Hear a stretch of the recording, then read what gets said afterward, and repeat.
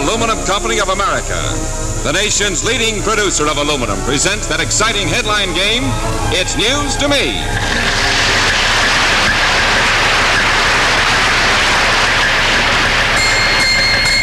This man got the gate this week.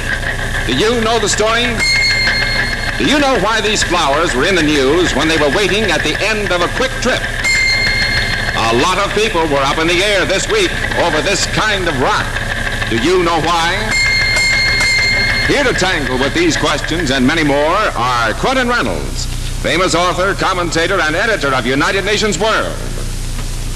Martha Scott, star of the current hit Male Animal. John Henry Falk, raconteur, lecturer, and humorist. Our own delightful Anna Lee. And your host of It's News to Me, news correspondent and commentator, John Daly.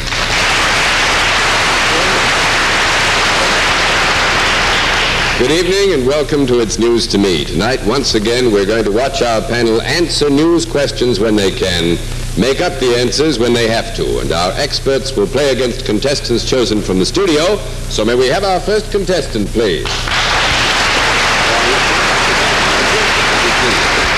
This is Mr. Leo F. McAllister. Is that right, sir? That's right. Where are you from, Mr. McAllister? Muncie, Indiana. You married? Yes, I am. What you do? I'm a steel worker. A steel worker? Mm-hmm. Well, shucks, you ought to know what's going on all the time, then. If I could get as much overtime on my machine as I do get time reading the paper, I'd be all right. Good. I'm glad to hear you've got so much confidence. You've got a very simple little job. All you've got to do is to judge the answers of the panel over here to questions that I ask of them related to the news. You've got to decide whether the answer they give is right or wrong. Now, our experts will answer correctly if they can, but if they cannot, you've got to watch out, because then they're going to make up an answer and try to bluff you, you see? Here are the $20 with which you play the game, fine. Your palm itchy? Mine is too. Well, I'll give you this, and that'll get rid of your itch for a while, huh? Now, every time your judgment's correct about their answers, I'll give you another $5. And every time it is incorrect, I will take $5 away from you. Is that all right? Sounds good from here. Good. Let's try our first question, and for the first question, let's all look up at the screen. This well-known dean made headlines this week when he was replaced by a country school teacher in Tennessee. Can you tell us about it, Martha Scott? Oh, yes. That is the former dean of the University of Tennessee, who was a great advocate of progressive education. He's been relieved of his duties, and the younger man, the country school teacher, is going to go back to the older methods, the more conservative methods of education. You accept that answer, Mr. McAllister? Doesn't sound like America. I don't accept it. That makes you $5 richer, and you seem to have the formulas I claim to make it work. Very well. Well, I think that's the man they call the Dean of the Senate, Senator McKellar, who happily was beaten last week by a bright young congressman named Gore down there and overthrew the Crump machine and overthrew McKellar's long reign of politics. 7 times he'd been there. Senator Kenneth McKellar, Dean of the United States Senate, was defeated in the primary. Time for change, Mr. Falk. They brought it to change. Yeah, it comes slow enough, don't it? Mr. Gore used to make his living as a country school teacher. And let's see what we can do with question number 2, shall we? You've done very well, Mr. McAllister. I'm proud of you. But for this next question, I want you to listen and watch very carefully to this indignant fisherman over here. Fellow members of the Benevolent Society of Fleetwood Fishermen, I told you about the fish I caught last week, and I detect a faint note of skepticism.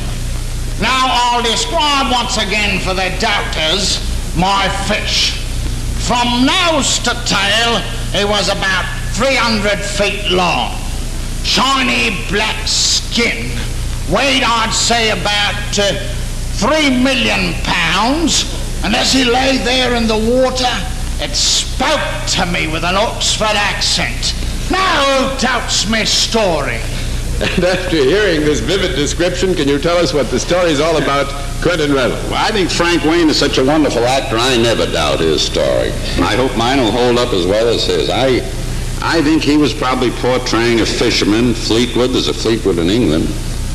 And perhaps he was portraying a fisherman who, with a group of other fishermen, went out on a trawler out into the waters looking for sole or haddock or flounder, and instead their nets brought up an English submarine. What else can weigh that much? You accept that answer, Mr. McAllister? I'll play the odds. I accept it. What an odds player. That makes you $5 richer.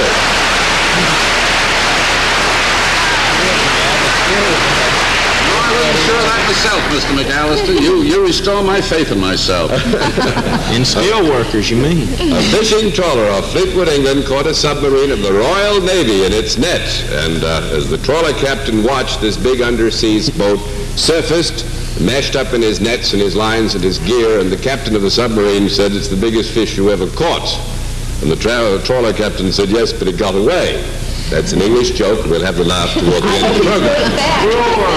All right, question number I'd 3. like to ask you a question. Does a submarine really weigh 3 million pounds? Yeah, we looked it up. Well, I'll accept it. John's, That's what Frank Wayne said. John's picked a mini one up. I accept it then. In fact, they're getting them so big now, some of them weigh almost as much as cruisers. Probably Mr. McAllister would know better than we do. Is that much steel in the I'd like to submarine? say, here's one that didn't get away. There are a few more that I'm worried about. You're going to get your hands on them, I think. For this next question now, we'd like you all to meet a couple of young men. Will you come out, please? Panel and Mr. McAllister. This is Thomas Price.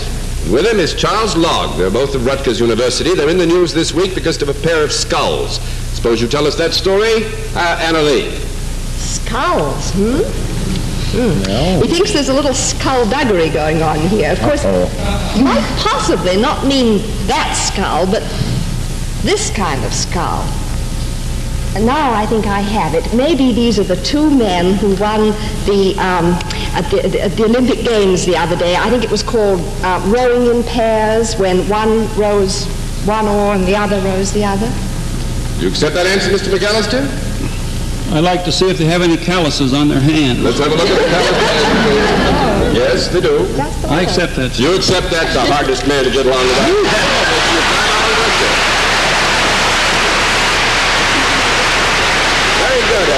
Very good, Mr. McAllister. Tom Price and Chuck Logg are Olympic rowing champs. At Helsinki, they won the 2-oar shell competition. The oars used in racing are sometimes known as sculls. And incidentally, this is the first time in Olympic history that this event has been won by the United States. And congratulations.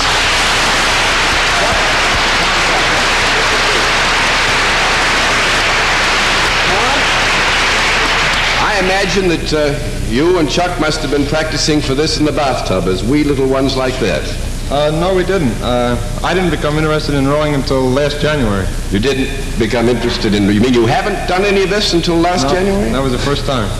Well, Chuck, apparently you must have been working like beavers since January to come through with an Olympic triumph. No, John, we didn't start until last part of May, and we were world champs within 2 months. Within 2 months? Do you suppose I ought to take this sport up? Do you think I can do anything? Is anybody else in the race for goodness? Well, look, one thing I think that everybody has been very interested in as a sidebar to the Olympics is the fact that for the first time the Soviet Union participated. Now, did you get to meet, Tom, any of the Russians or see much of them? Yes, we did. They were living in a separate village, but we met them outside quite often, and they seemed like pretty nice fellows when we met them. What about you, Chuck? Did you get to know them and feel they were pretty good Joes? The individuals we met were very nice. We got along very well with them. They're very friendly. They waved to us anytime they saw us in the water, and that was one thing we wouldn't do when we were rowing. Take one hand up the oar and row. Well, now you've got me to a question. What happened to the Russians in this rowing contest? Well, we eliminated them indirectly. The Australians eliminated them, and we eliminated the Australians. You think maybe they ought to keep two hands on the oar here after, huh? I think so, too. Well, I must say that you get great credit by any possible terms for coming through with an Olympic victory for your country and the first time we've ever won this event. But to think that Tom here never touched an oar till January and you've only been practicing till May should get you both 6 or 7 medals that go right here. And thanks an awful lot for coming to see us.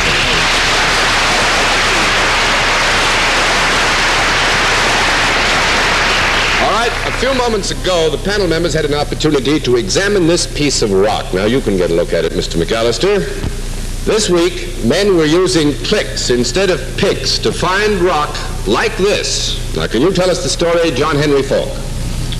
Yes, that apparently is a piece of the ore from the Diamantina province of Brazil, where they at present have a great rush on to discover industrial diamonds. They've found industrial diamonds there.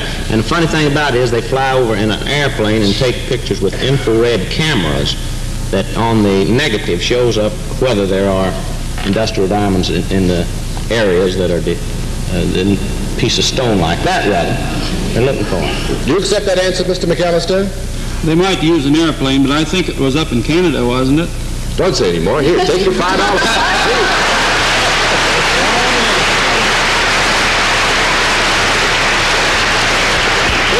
It doesn't feel very easy. The Canadian government has opened a new uranium field to prospectors in a section of northern Saskatchewan. A new settlement known as Uranium City was set up. Several hundred prospectors awaited the stroke of 8 o'clock on the morning of August 4th to rush into the area to stake their claims. Most of them were equipped with Geiger counters to help locate hot veins, as they're called, of ore by the famous cliffs. Now, this piece of uranium ore was sent to us by air express directly from the new field by the Canadian government authorities, along with, if I can get it up, the first stake that was driven to mark the claim in the area. And there it is. It says post number 1, claim number 21392. Number 1, Minto, J.J. Carey, license number 1223, 4:10 p.m., August 4th, 1952. And I hope that he finds a lot of uranium, too, don't you? Sounds good. Yeah, sounds good. You've done pretty well. A look at the scoreboard tells me that you've won from the Aluminum Company of America $40, and we couldn't be happier. Thanks for coming to see us. Nice to see you. And now, if you would like to see It's News to Me in person and perhaps be on the program as a contestant, write for tickets to It's News to Me, CBS, 485 Madison Avenue, New York 22, New York. And now here's something that's very much in the news this week and every week. Another product of Alcoa Aluminum. It's Wherever Aluminum Foil. Wherever and... News to Me. Would you come in, please? How are you? Can you sit down? This is Mrs. Gertrude Morris. Where are you from, Mrs. Morris? Chicago, Illinois. Chicago. You heard me explain the rules of the game? Oh, I listen to you at home, too. Why, thank you, man. On other programs, too. Well, good. Here are $20 with which to play this game. You're going to like this first question. You all ready for it? Good. I'm practically passing out. For this question, take a look at these flowers. They were hung this week around the neck of an American headliner who made a fast trip despite a poor start. Can you tell us the story, Martha Scott? Yes, I think I can. Well, I love horses, so I happen to know this one. It's about Sharpnote, who won the Hamiltonian Stakes at Goshen, New York. Those were placed around his neck. And he got off to a very poor start. He lost the first heat and won the second and third. Do you accept that answer, Mrs. Morris? Well, I've been reading papers, but I'm so nervous now that I don't know whether I read it or not. Well, she has an honest face, but I don't know. I don't think so. Don't say any more. It makes $5, Richard.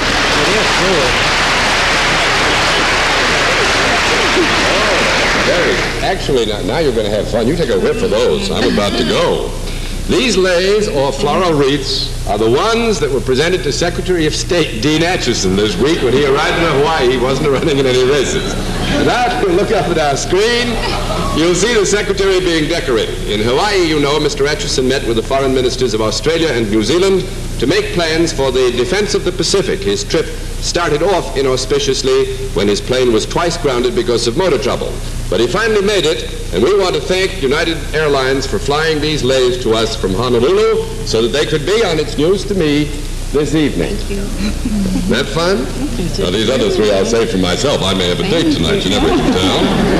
Very many thanks to United Airlines. Let's see what we can do with question number 2, and this is our newsman's question of the week. It's from a friend of mine, Sonia Stein of the Washington, D.C. Post. The question: it was big news in London this week when the red met the purple. Can you tell us the story, John Henry Falk? Couldn't be but just one story, John. That's when Mr. Gromyko put on his silk hat and his frock-tail coat and got into a gilded carriage, bless goodness, and went calling on Queen Elizabeth. You accept that answer, Mrs. Morris? Oh, gosh. My knee stopped knocking. Maybe I'll think. No, I'm afraid not.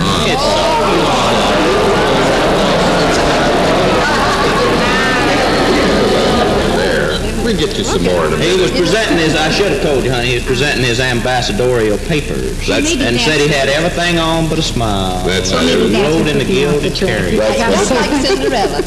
Andrew Grumiko, newly appointed Soviet ambassador to Great Britain, paid a ceremonial call on Queen Elizabeth, did indeed go in a coach which was sent to him for his journey. 3 huge coaches to take the whole Soviet party. One of the horses seemed to object to the passengers. He reared and kicked, made quite a fuss about the whole business. That's what you call horse sense, you know? All right, now let's try this next question. And for this question, Mrs. Morris, I want you to pay close attention to Frank Wayne as an Army sergeant. I want to welcome you guys to Fort McNair. Now, you'll each be assigned to a desk and a chair, and you never had it so good. Why, if you got sent up to Alaska, you'd probably have to eat raw fish and seal blubber. If you got sent to the South Pacific, K-rations and coconut milk. But here at Fort McNair, we know how to treat you. Say, do you know what we've got lined up for you mugs for dinner tonight? A poached egg, 2 pieces of dry toast, and all the tea you can drink. But lay off the cream and sugar. Now that you've all heard the pep talk by Sergeant Frank Wayne, suppose you tell us what the story is, Anna Lee. Mrs. Morris, this is a very sad story. It seems that some of the enlisted men around Washington have been getting a few bulges in the wrong places. And so the Army suggested to the Army doctors that they should put them on a diet, the stout soldiers. And so they're just to eat salads and nuts and poached eggs, nothing fattening. You accept that answer, Mrs. Morris? Gosh, my son's in the service, I hope, and he's slender. I hope he eats. This is just for the fat ones. Oh, I see. Well, now let me see your eyes. I don't remember reading that. Yeah. I don't know. She certainly is. Both of them are sweet.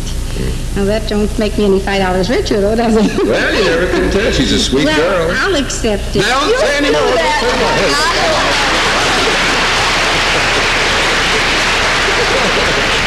Absolutely right. The Army thinks that some of the men on duty, not only enlisted men, also officers, are getting a little bit too fat. So at Fort McNair, Virginia, they set up a special diet table where they get what you set down, Miss Anna Lee, and they're doing it on a voluntary basis, but if the boys don't drop a few pounds, it may go on, that's an order, you know?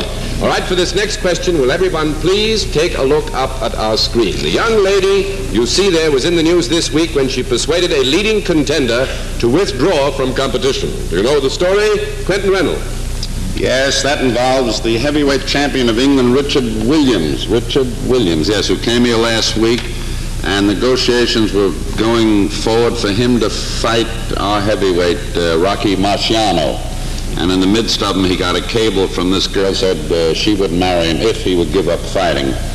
And a very smart guy he was, I think. He said he would give up fighting and not bother with Rocky Marciano, and he went home to marry this girl. Accept that answer, Mrs. Morris?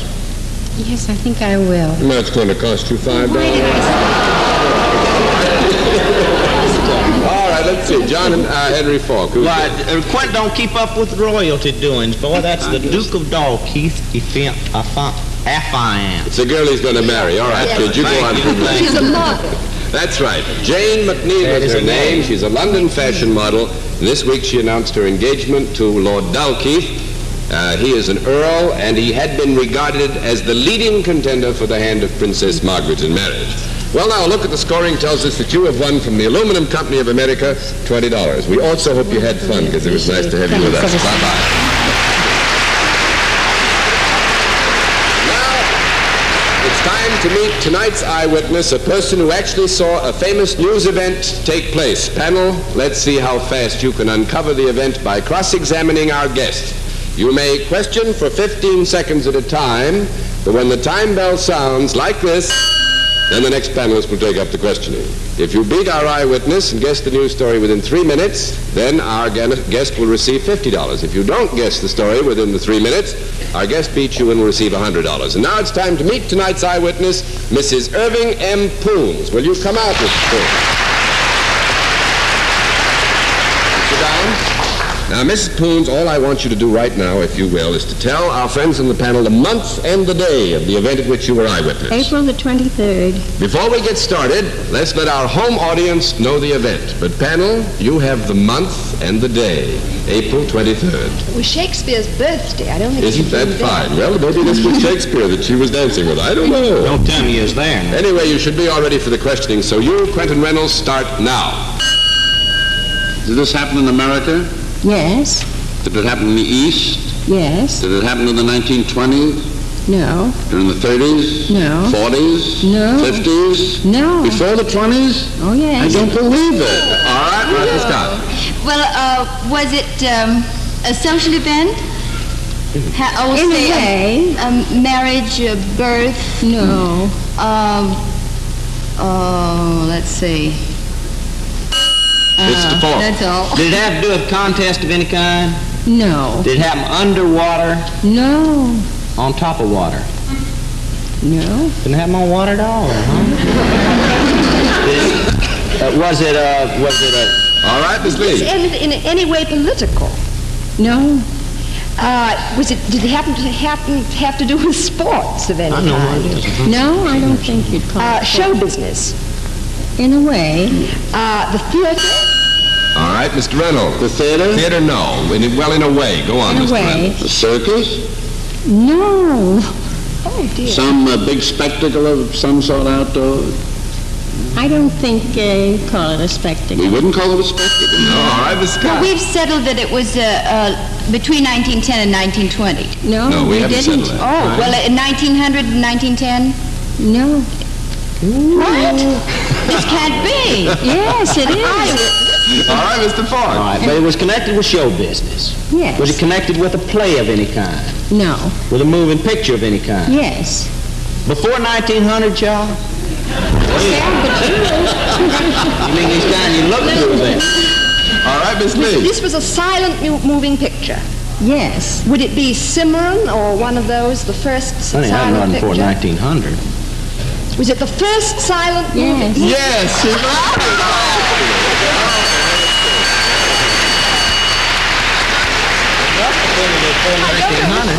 April 23rd, 1896, the first silent motion picture. We'll tell you which one it was, because I'm going to ask Mrs. Poons if she'll tell us now how she happened to be an eyewitness. I was a toe dancer as a child, and I attended a dancing academy, and one day a man came in and said, I'd like to have some of your star pupils. We're going to have a new experiment.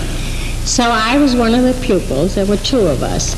We were taken to the roof of the old Madison Square Garden, and we went through a dance, and there was a man there turning a crank.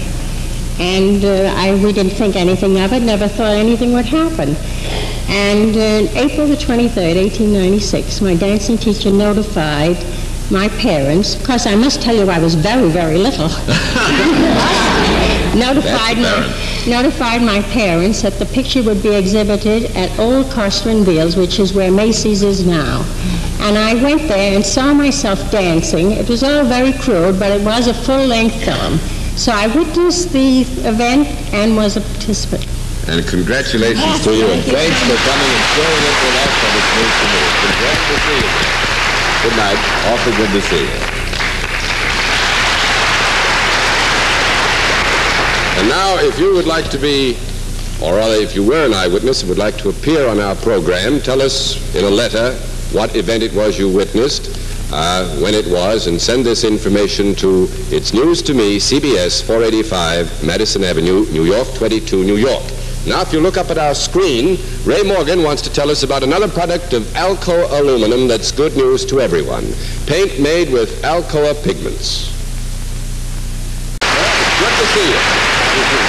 Ensign Ray Wiersma. How did I do? Wiersma. I'm sorry. You heard me explain the game? I have. There are your $20 with which you play. Are you ready for your first question? Shoot. Prince made news this week in New York when he left one queen with hopes of calling on another. Can you tell us the story, Anna Lee? Well, that would be Prince Faisal of Iraq, who left the Queen Elizabeth on his way to California to visit his mother, Queen Farina, who's in California. You accept that answer, Ensign? Yes, I do. You do. That will cost you $5. I am very sorry. At the same time, I have some good news for you. I find that we haven't got time to ask you the other 3 questions, and we know you know the answers to those, so we will consider you answered them correctly. And that means that you have won from the Aluminum Company of America $30. Thanks very much for coming to see us. Aren't you glad you did that this time? Glad to see you. Thank you. Sorry we didn't have more time. Me, one of these days I'm going to get in this position myself.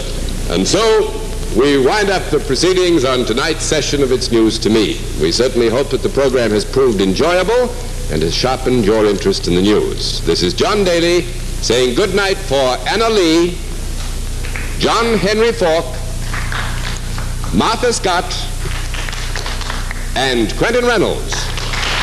And we certainly hope you'll all be back to see us next week on It's News to Me.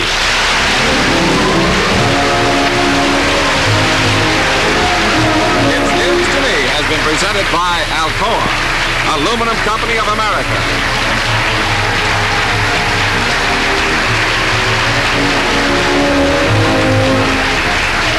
This has been a Mark Goodson, Bill Todman production. Produced in association with the CBS Television Network. This is to remind you that Edward R. Murrow and See It Now will be back in the fall with Alcoa at the same time every Sunday evening. It's News to Me will be seen at a different time in the fall. Be sure to join us next week when Alcoa, Aluminum Company of America, will again present It's News to Me. This is the CBS Television Network.